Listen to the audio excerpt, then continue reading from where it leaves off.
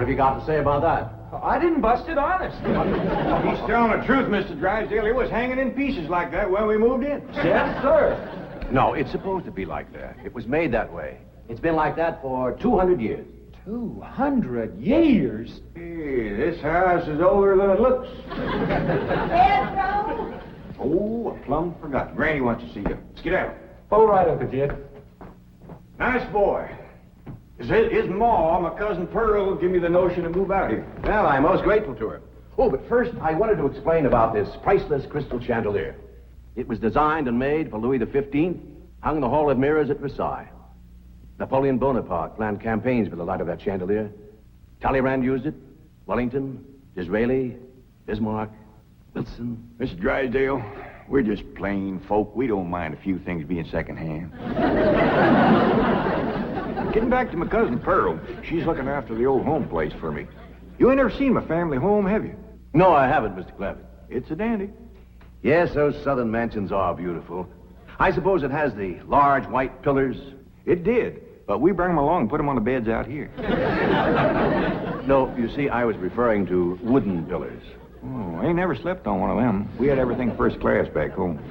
Sure hope Pearl's taking good care of that place.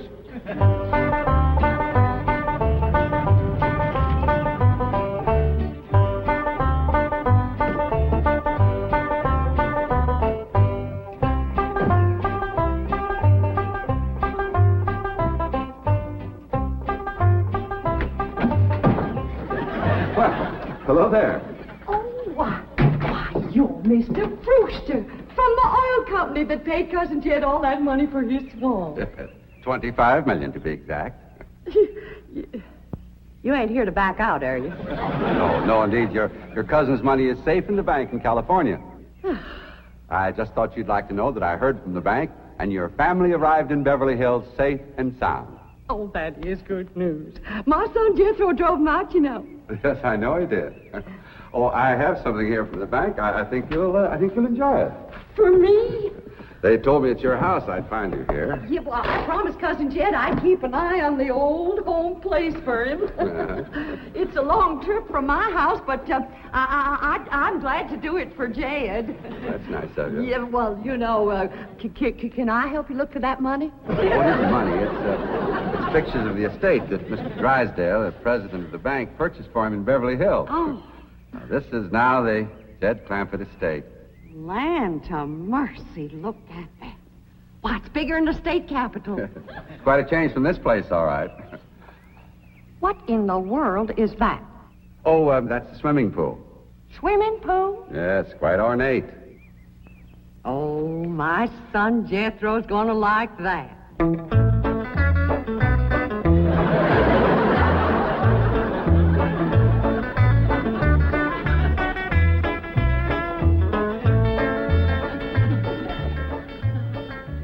Granny, when we's done washing, can I go swimming here in the cement pond? Of course not. I don't allow nobody to splash around in my wash water. Ain't there no place else you can wash? This cement pond's the only water we got. Place ain't got a well, it ain't got a creek. Ain't even got a rain barrel to catch what comes out of the sky. Oh, and that banker fella seen me unloading your wash tub and scrubbing board. He said, why, you can throw that away. We don't use them things here in Beverly Hills. Now, you listen here to me, boy. I don't care how other folks live in Beverly Hills, but us Clampetts is gonna be clean. Yes, ma'am. May not have it as nice as we had it back home in the cabin. Trump right in the house and everything. But we ain't gonna lower our standards. No, ma'am. Here, wrench these things out for me. We gotta get this tub back to the kitchen for Elly's bath. Yep. Being clean is a strict rule with your Uncle Jed. Let me look you over. Many the time we've been down to our last piece of fat. I'd say, shall I cook it to eat it, or shall I render it down for soap? He'd say, no, render it down for soap, Granny. The Lord will feed us poor folks, but we gotta do our own washing. But Uncle Jed ain't poor now, Granny. He got $25 million. How long do you think that's gonna last if we go throwing it away on store-bought soap? Waste not, want not. Now, here's a view of the entrance hall. My stars and garters. Why, it's a palace. Whoever would have thought that my cousin Jed would be living in an estate like this? Well, the credit is yours. You're the one who talked him into moving. Oh, well, I put the notion in his head. But it was really kind of Elly May when. Yes, his daughter will have a wonderful life as the Beverly Hills debutante. Can't you just see that beautiful girl descending this magnificent stairway? I sure can. Oh,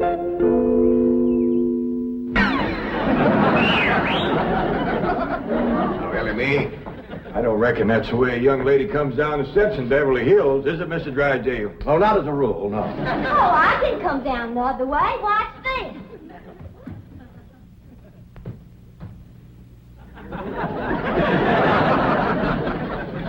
How's that?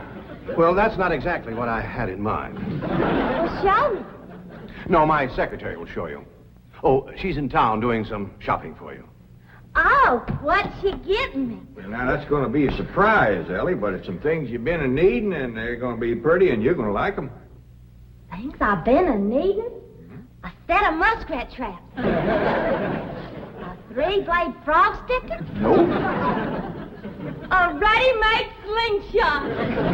Now, Elly, you way off the track. Now, you wait till Miss Hathaway gets here, and you'll see. Yes. Well, I'll be pushing along to the bank.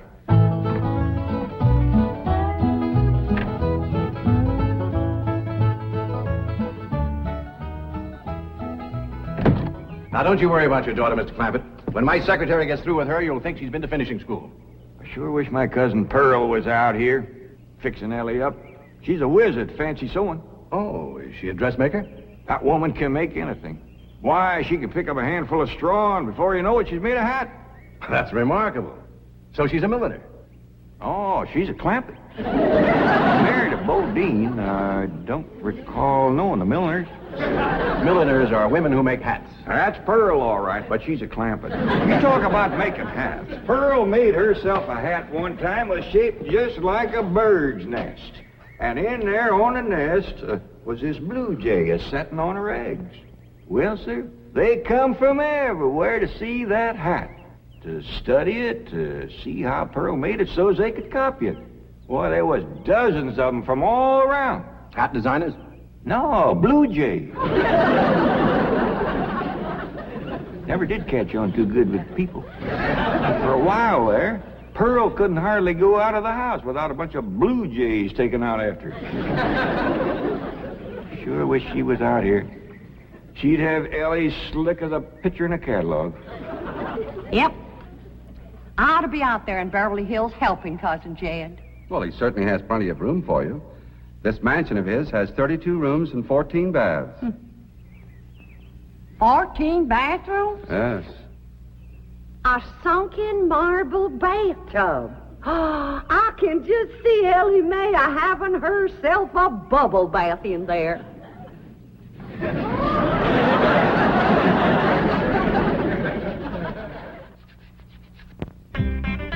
I tell you, Mr. Brewster, the more I see of these pictures, the more I want to get out there and help Cousin Jed. Of course, I wouldn't go without being asked. Well, naturally. But, I think you should go. I've been asked. Well, now, it's not exactly my province. Well, why don't you telephone your cousin and talk to him? Oh, why, there ain't a telephone within 40 miles of this place. Nearest one, I guess, is at the International Emporium, clean over to Oxford. Well, I'll be happy to drive you over there. Oh, I couldn't let you drive me all that way just to use telephone. Busy oil company man like you. That's 40 miles. There's no trip at all in this car. No, I couldn't do it. Why, folks that see me riding in this big, shiny car with a tall, good-looking city fella, why, sure as the world, they'd think that... Let's go. Well, what about your horse and buggy? Oh, just untie Bessie. You go on home.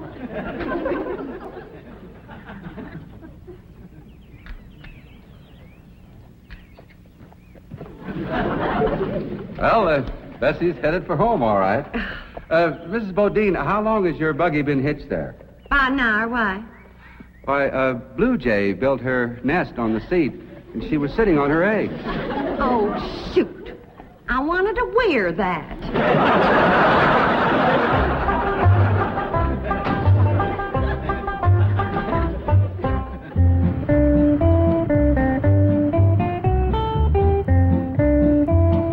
And here's Miss Hathaway.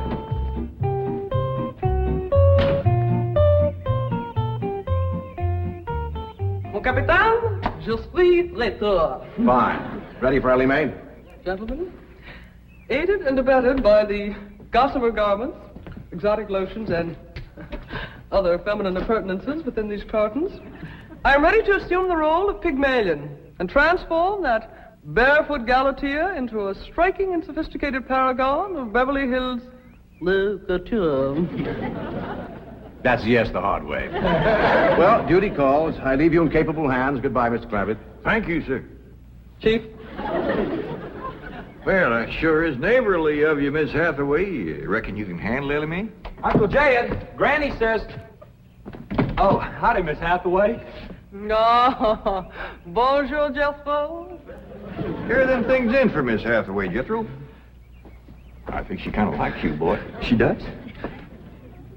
Well, I can't take them into the house. That's what I come out here to tell you. Granny says that all the men folks got to stay out of the house while Elly May's taking her bath. Oh. But isn't Elly May bathing in the privacy of her own bedroom suite? Hear what she called you? Sweet. What's the matter with him? Why doesn't he answer? Hey, he's just a little shy, I reckon. Ask him again. Is Elly May in her bedroom suite? No, she ain't, darling. Fine, I'll find her myself. Uncle Jed, I got me a girl. You sure have, boy, and a city girl, too.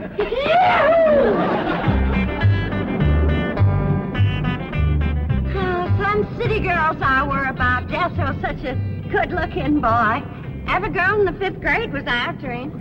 I hardly think anything serious can develop between boys and girls in the 5th grade. Oh, I don't know.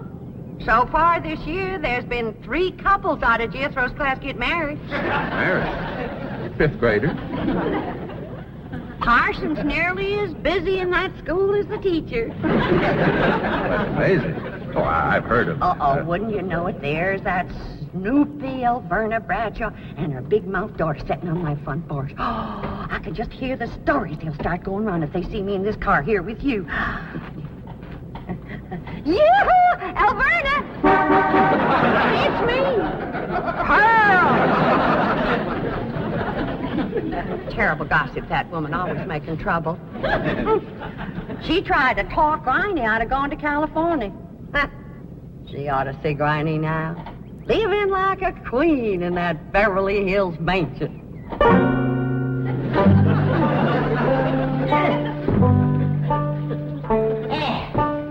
I should have listened to Elverna Bradshaw and stayed home. We had a pump right in the house. Didn't have to tote water a quarter of a mile. Are you ready to get rinsed off, Elly? Well, not yet, Granny. Should have washed my hair. No.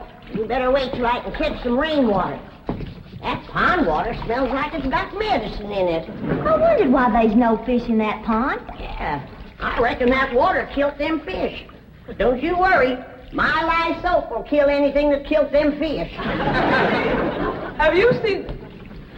What in the world's going on here? Well, there's a bath going on. That's what's going on. Howdy. But I don't understand. Well, then somebody ought to explain it to you, sissy woman. You see, first you heat some water. Then you put it in a great big tub like this.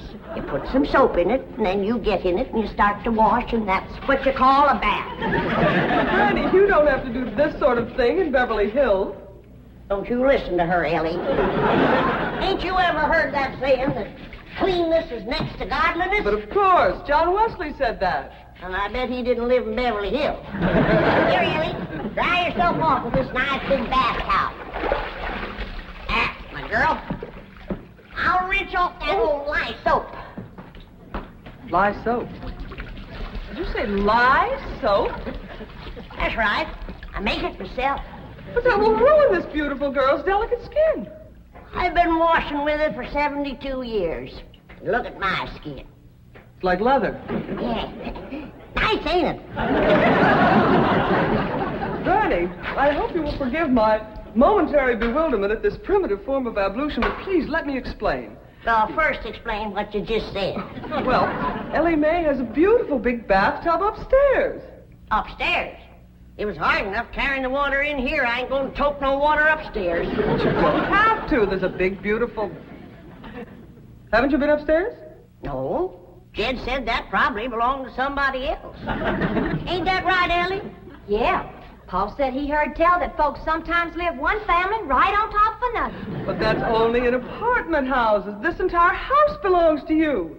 And each one has his own individual bedroom suite. Come along and let me show you. And also the lovely things I brought from town. Yeah, you go ahead. I'll be up directly. What all did you bring from town?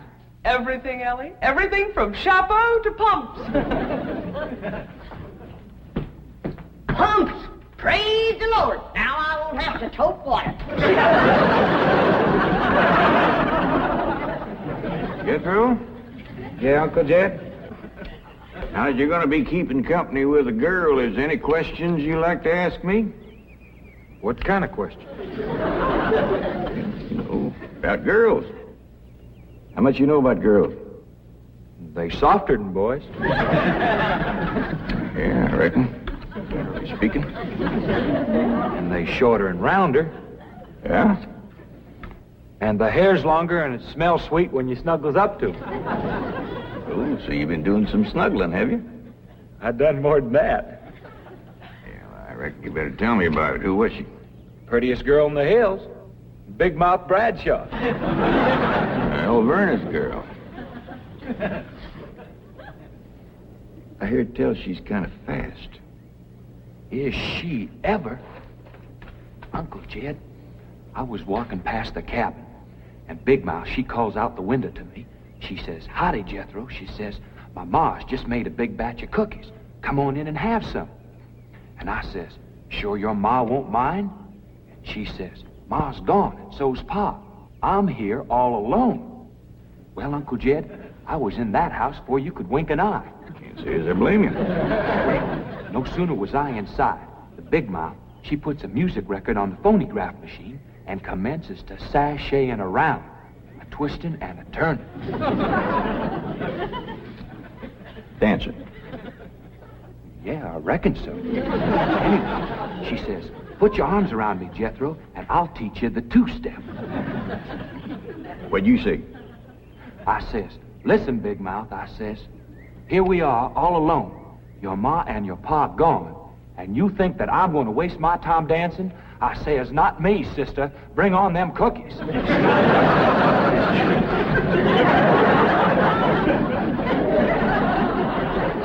What'd she say?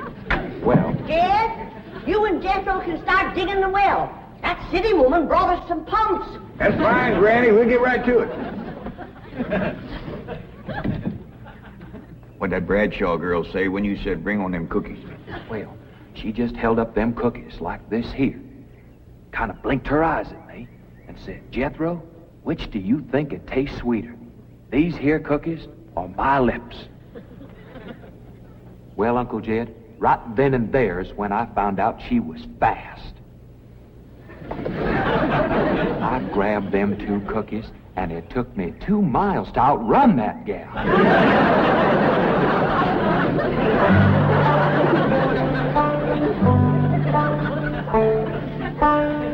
Jethro, on one of these days, you and me's got to have a long talk.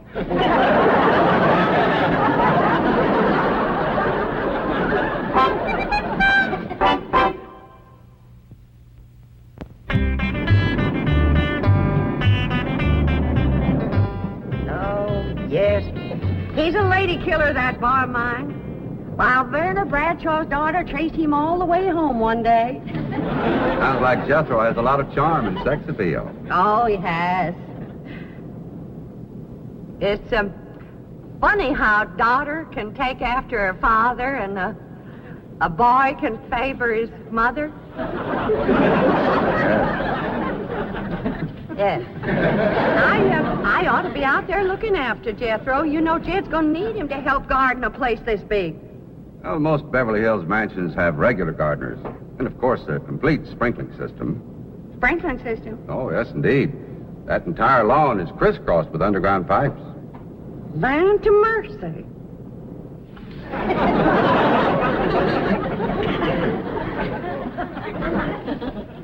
By thunder, Jethro, there's water all over this property. Ain't too deep, neither. I know. Should I commence the digging? Well, now, let's get as close to the house as we can. That way the pump won't have so far to pull. Clampett? Jethro? Oh, here comes your sweetheart. It's Clampett. I cannot handle that daughter of yours. What happened?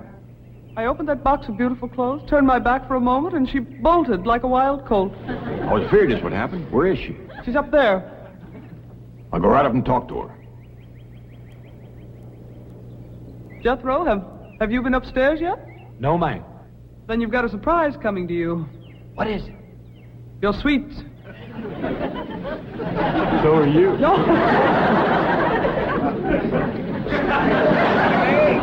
Oh, howdy, Pop. Wait. I'm ashamed of you. Running off from Miss Hathaway. I didn't run away from Miss Hathaway. What'd you climb up here for? To cut a fork for that new store-bought slingshot she brought. Did she bring you a slingshot? Fanciest thing you ever did see. Just a minute, I'll hook it up and you can see for yourself.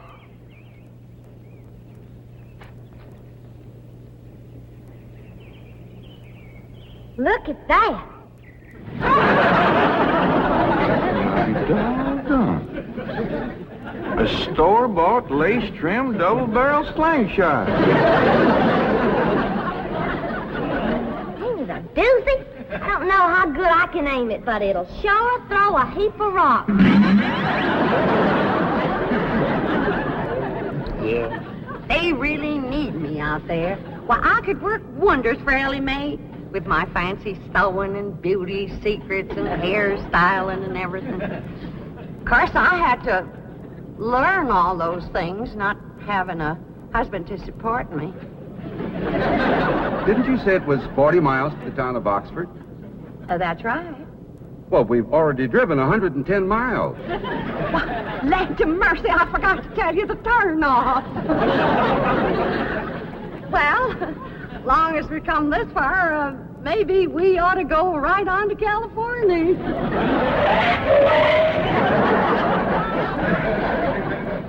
I tell you, Granny, there's so much water here, you could shoot a load of buckshot in that ground and bring up a dozen springs. I'll be right back.